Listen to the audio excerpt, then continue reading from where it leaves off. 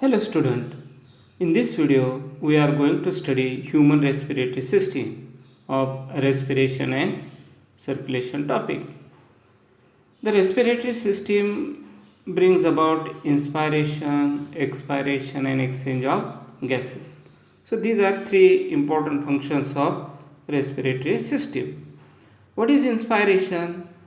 Inspiration means taking air inside the lungs, and expiration means release out CO2 containing air from the lungs in the environment. And exchange of gases means when we inspire air, that air contains oxygen. It mixes with the blood, and during expiration we release out CO2 containing air. So blood collect CO2 from the tissue of body and it brings towards the lung, and in the lung exchange of CO2 takes place, that is release of CO2 takes place. This is about the exchange of gases. We will see in the next point details about the how exchange of CO2 and O2 takes place. The human respiratory system is divisible into two parts: upper respiratory system and lower respiratory system. Upper respiratory system having external nerves, nasal cavities, internal nerves, nasopharynx, nose, throat, and associated structures. The lower respiratory system refers to the larynx, trachea, bronchi, bronchioles, and lungs. Okay. Now let's see here the figure of human respiratory system. So this is nose. The human respiratory system start from nose, and the next part of the respiratory system is the nasal cavity, then pharynx, then larynx, then trachea, then bronchioles, then lungs. So these are the main parts of the respiratory system of human being. Now let's see here details about these parts. तर याच्यावरती काय प्रश्न विचारला जाईल? What is और explain human respiratory system and give functions of each part, असा प्रश्न विचारला जाईल. मग उत्तर लिहित असताना आपण त्याच्यामध्ये त्याचे पहिल्यांदा पार्ट्स लिहायचे. मग 8 पार्ट महत्त्वाचे आहेत. पहिला नोज, त्यानंतर फॅरिंग्स, त्यानंतर लॅरिंग्स, त्यानंतर ट्रॅकिया, त्यानंतर ब्रॉन्काय, त्यानंतर लंग्स, त्यानंतर अल्व्हिओलाय आणि लास्टला डायफ्रॅम. हे पार्ट्स त्याचे सुरुवातीला लिहून काढायचे आणि मग नंतर त्याच्या प्रत्येक पार्टचं एक्सप्लेनेशन द्यायचं आपल्याला. मग आपण पहिला पार्ट पाहूया, नोज. इथे हा पहिला पार्ट दिसतोय, nose. It has a pair of slit like openings called external nares. आता याच्यावरती आपल्याला नोजमध्ये ओपनिंग दिसतात, त्याला नर्स असं म्हणतात, किंवा these are also known as nostril. मग त्याचं फंक्शन काय असेल? Yes, entry of air into the nasal cavity. बाहेरची हवा आतमध्ये येण्यासाठी हे ओपनिंग्स आहेत. त्यानंतर nasal cavity. It is divisible into 2 chambers. बघा, आपण जर नाकात इथं आतमध्ये बघितलं तर 2 चेंबर्स दिसतात, right and left chamber. And these 2 chambers are formed due to the central cartilage tissue known as mesethmoid cartilage. मग हा मेस्थमॉइड कार्टिलेज मुळे 2 चेंबर झालेले आहेत, हे लक्षात ठेवा. त्यानंतर Each chamber has 3 regions. मग त्या चेंबरमध्ये 3 regions पाहायला मिळतात. First region is known as vestibule. Second region is known as respiratory part or conditioner. And third is known as olfactory or sensory chamber. The vestibule जो आहे, it is a proximal part of the nostrils and its skin has hair for filtering air and trapping the dust and suspended particle in the inhaled air. म्हणजे आपण जी हवा आत घेतो त्याच्यामध्ये dust particles असतात, ते ट्रॅप करण्यासाठी वेस्टिब्युल रिजनमध्ये हेअर्स असतात. त्यानंतर respiratory part, it is the middle part of the chamber. Nasal चेंबरचा मधला पार्ट जो आहे त्याला म्हणायचं respiratory part. And it has thin walled vascular tissue. मग त्याच्यामध्ये आपल्याला थिन वॉल्ड व्हॅस्क्युलर टिश्यू पाहायला मिळतो. And the function of this part is to warm and moist the inhaled air. म्हणजे आपण हवा आतमध्ये घेतो का नाही, ती वॉर्म करण्याचं आणि मॉइस्ट करण्याचं काम हा भाग करत असतो. त्यानंतर olfactory or sensory chamber.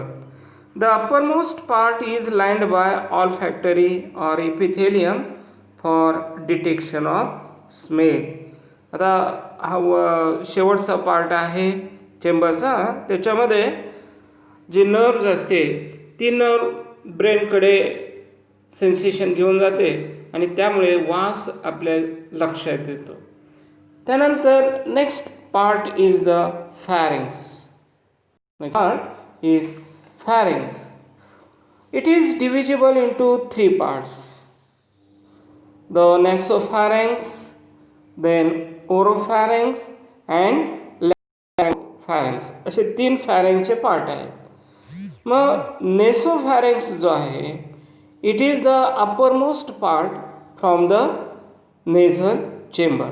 Nasal चेंबरपासून वरचा भाग जो सुरू होतो त्याला म्हणायचं नेसोफॅरिंग्स. त्यानंतर oropharynx. Nasopharynx leads to oropharynx. It is the common passage for food and air. हा जो ओरोफॅरिंग्स आहे की नाही, तो कॉमन पॅसेज मानला जातो. तिथे फूड आणि एअर यासाठी जो पॅसेज आहे तो एकत्र येतात. म्हणजे थोडक्यात तो चौकासारखा भाग तयार झालेला असतो. त्यानंतर लॅरेंगोफॅरिंग्स. ओरोफॅरिंग्स कंटिन्यू बिलो ॲज अ लॅरेंगोफॅरिंग्स. त्यानंतर next part of the respiratory system is larynx. Before this, the pharynx has a set of lymphoidal organ called tonsils. आणि या फॅरिंग्समध्ये आपल्याला सेट ऑफ लिम्फॉइडल ऑर्गन पाहायला मिळतो, त्याला आपण टॉन्सिल्स असं म्हणतो. त्यानंतर larynx.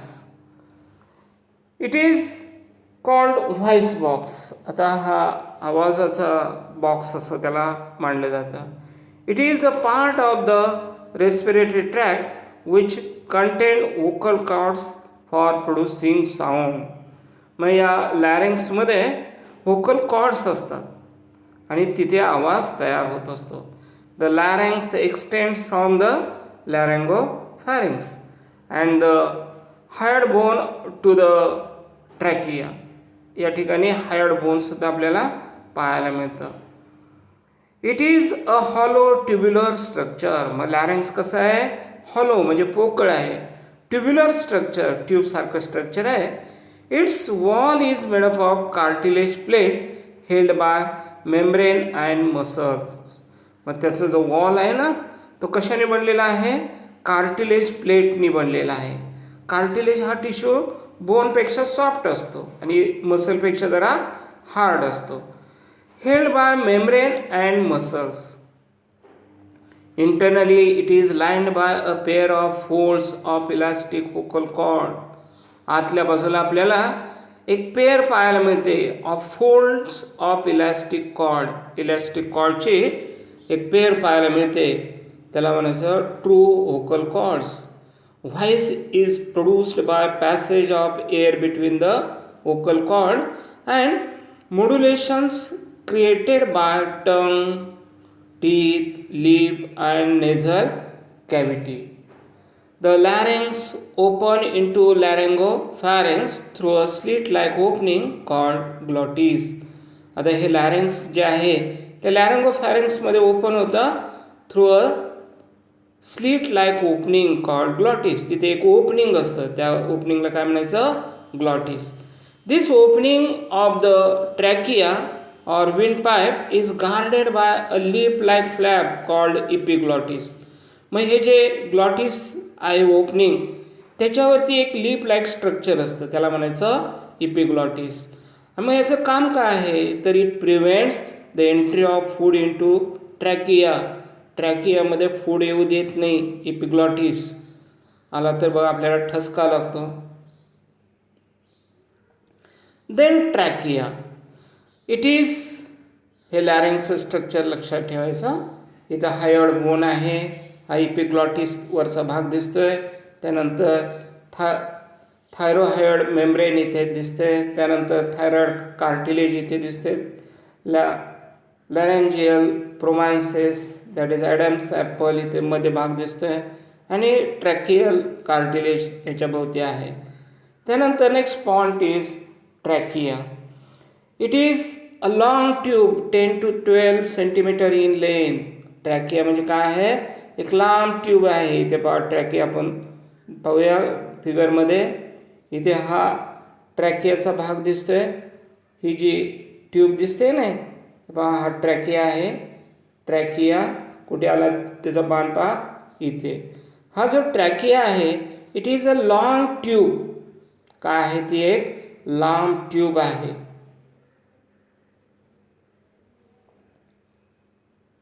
It is long tube 10 to 12 centimetre in length. किती त्याची लांबी आहे? 10 to 12 centimetre.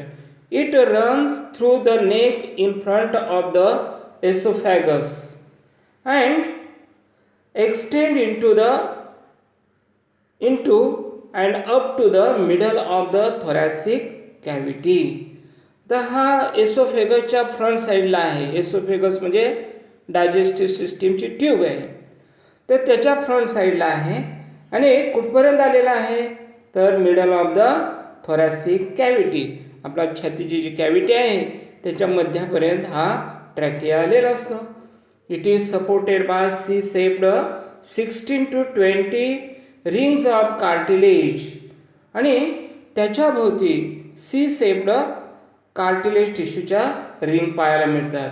Which prevents the collapse of trachea. आणि त्याच्यामुळे काय होतं तर ट्रॅकिया कोलॅप्स होत नाही. ते पहा ह्या सी शेप्ड रिंग्स आपण पाहूया डायग्राममध्ये. या ज्या ब्लॅक कलरच्या दिसतात ना रिंग्स सी शेप्ड, ह्या रिंग्स सी शेप्डच का आहेत? तर या एका बाजूने फक्त त्याला आधाराची गरज आहे ट्रॅकियाला, नाहीतर ट्रॅकिया कोलॅप्स होईल आणि ट्रॅकिया कोलॅप्स झाला की आपला श्वास चॉकअप होणार. मग तो कोलॅप्स होणे ट्रॅकिया म्हणून याला सी शेप्ड रिंग जोडलेले आहेत. आणि पाठीमागच्या बाजूने काय आहे? तो एसोफेगस आहे. त्या पाठीमागच्या बाजूला एसोफेगसचा सपोर्ट आहे, त्यामुळे पाठीमागच्या बाजूला ते सी शेप्ड कार्टिलेज टिश्यूच्या रिंग नाहीत. Then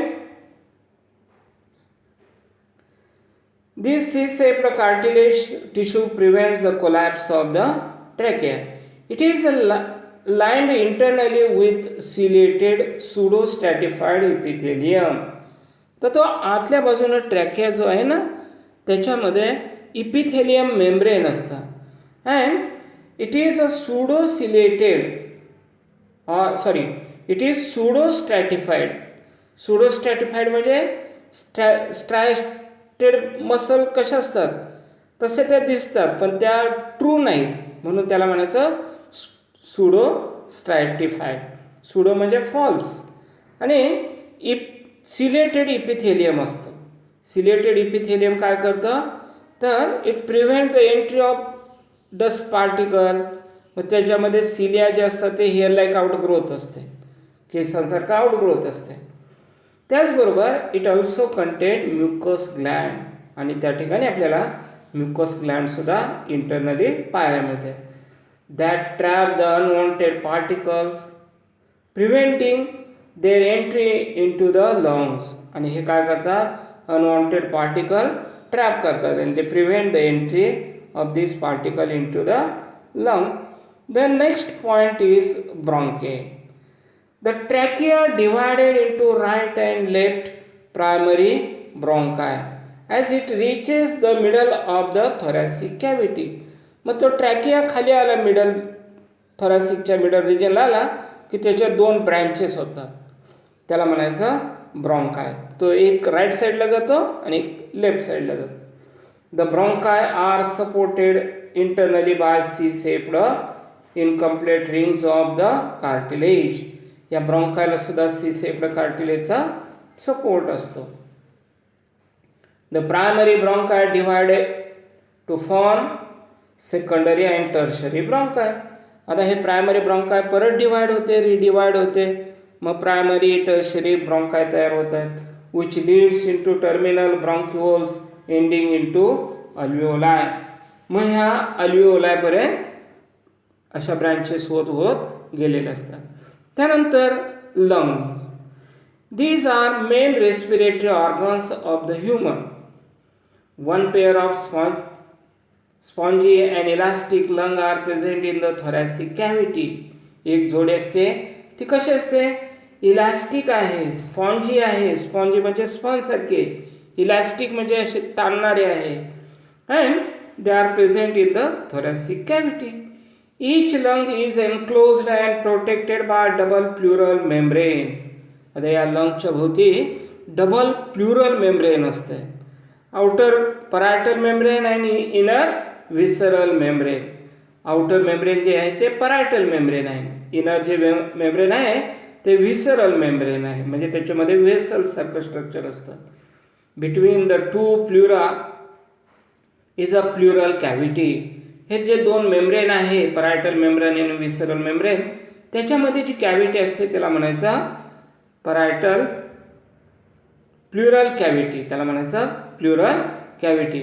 and this plural cavity is filled with plural fluid and this fluid is secreted by the membranes. And the fluid acts as a lubricating fluid. हे जे fluid आहे ना, ते lubricating fluid म्हणून काम करतं. म्हणजे आपल्या लंगची हालचाल होत असते, ते हालचाल झाल्यामुळे त्याचं घर्षण होऊन तर लंगचा पार्ट कमी होऊ नये, मग त्याला वंगणाची गरज लागते. ते वंगण म्हणून प्लुरल मेम्ब्रेनपासून जे प्लुरल फ्लुइड सिक्रेट होतं ते लुब्रिकेटिंग फ्लुइड म्हणून काम करतं. The right lung is larger and divided into 3 lobes. हा महत्त्वाचा पॉईंट आहे. राईट लंग जे आहे ते लार्जर असते and it is divided into 3 lobes, while the left lung is smaller and divided into 2 lobes. Left lung जे आहे ते स्मॉल असतं आणि it is divisible into 2 lobes. Each lobe of lung has terminal bronchioles ending in a bunch of air sacs, each with 10 to 12 alveoli. मग हे जे ब्रॉन्क्युल असतात रिडिवाइड होत कुठे गेलेले असतात, अल्व्हिओलायमध्ये गेलेले असतात. मग एका बंचमध्ये 10 ते 12 अल्व्हिओलाय असतात. ओके, आता अल्व्हिओलाय म्हणजे काय, these are thin walled lobulated structure. असं लोब्युलेटेड स्ट्रक्चर असतं, थिन वॉल्ड आहेत, like a bunch of grapes. द्राक्षांचा बंच जसं असतो तसं असते. Each alveolus is surrounded by a network of capillary. त्या प्रत्येक अल्व्हिओलसच्या भोवती काय असते, नेटवर्क ऑफ कॅपिलरीज असते, of pulmonary arteries and when. Pulmonary arteries आणि व्हेनचे जाळं असते. आता ही पल्मोनरी आर्टरी काय करते, it collect deoxygenated blood. Pulmonary artery काय करते, it supply deoxygenated blood to lungs. बघा इथे पल्मोनरी आर्टरीचं फंक्शन वेगळं आहे, जम्बलिंग होतं. पल्मोनरी आर्टरीचं फंक्शन काय, it supply deoxygenated blood to lungs. Actually आर्टरीचं फंक्शन काय असते? It supply oxygenated blood except pulmonary artery. Pulmonary artery काय करते? It supply deoxygenated blood to lungs. आणि पल्मोनरी व्हेन काय करते? It collect oxygenated blood from lungs and transfer towards the heart in left atrium. Left ॲट्रियमपर्यंत oxygenated blood घेऊन जाण्याचं काम pulmonary when करत असते. These have highly elastic wall made up of single layer of squamous epithelium resting on basement membrane of connective tissue. There are about 700 million alveoli in the lungs and they provide the surface area for exchange of gases. जवळपास 700 million अल्विओलाय असतात त्या ठिकाणी. किती? 700 million अल्विओलाय. तर आपण पुन्हा एकदा हे डायग्राम पाहूया. बा इथे हे अल्विओलस दाखवलेलं असं बंच, ग्रेपसारखा बंच दिसतोय की नाही, याला म्हणायचं अल्विओलस. आणि त्याच्या भोवती असे आर्टरी आणि पल्मोनरी व्हेनचं जाळ असते. ही जी बाजू आहे त्याला म्हणायचं राईट लंग आणि ही जी बाजू आहे त्याला म्हणायचं लेफ्ट लंग. काय फरक सांगितला मी याच्यामध्ये? राईट लंग कसं असते? मोठे असते, लेफ्ट लंग लहान असते. आणि हे ब्रॉन्काय जे आहेत, ट्रॅकिया जो डिवाइड होतो तो सुरुवातीला 2 ब्रँचेसमध्ये डिवाइड होतो. ओके. आता हीच डायग्राम मी पण काढलेले आहे. तुम्हाला जर ती रेफर करता आली तर बघा.